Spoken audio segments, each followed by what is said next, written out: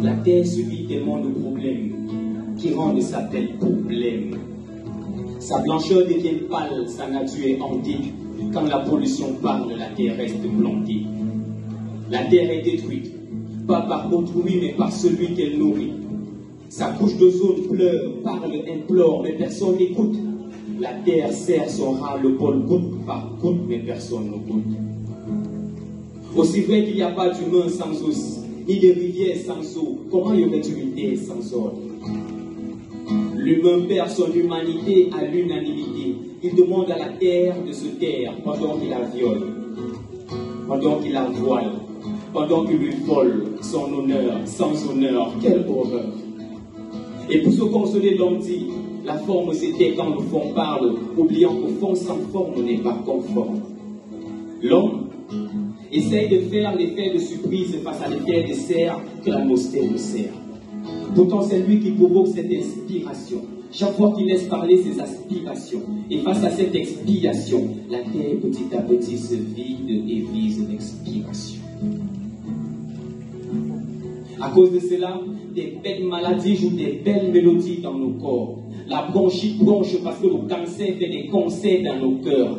Pendant ce temps, l'anémie devient bien plus qu'une amie. On s'expose au réchauffement climatique et au tsunami. Et quand on appelle la terre, allez,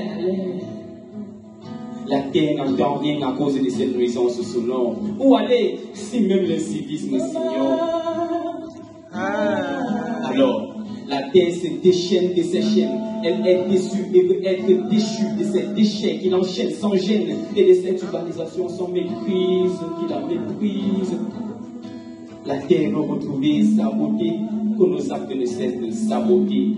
Mais elle a les mains et les bras scellés. L'homme s'en fout, ce qui l'intéresse, c'est les gros bras scellés. L'homme prétend être poli, dans la terre qu'il pollue. Il a besoin d'eau.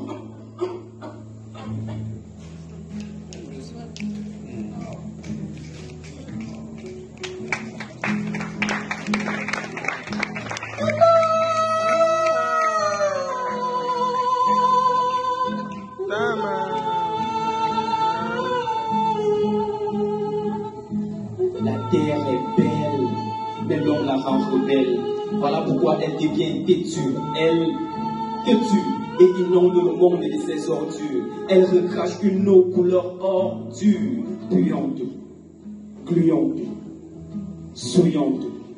Par conséquent, le climat n'est plus clément et personne ne s'acclimate. Il n'y a plus de saison fixe. Le fax dit que la saison sèche ne cesse de s'étendre de septembre à février et que cette chaleur crue qui brûle nos crânes et nos crimes nous fait vriller, nous fait crier.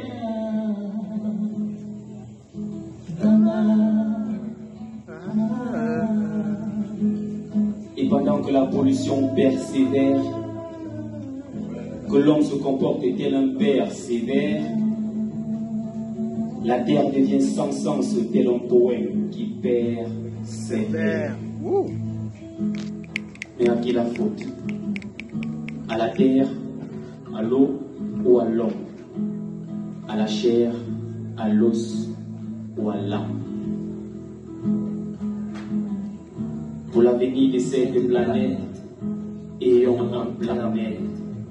Sauvons la terre avant qu'elle ne nous fasse taire.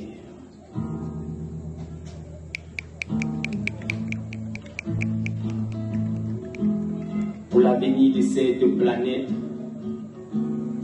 ayons un plan net. Sauvons la terre avant qu'elle ne nous fasse taire.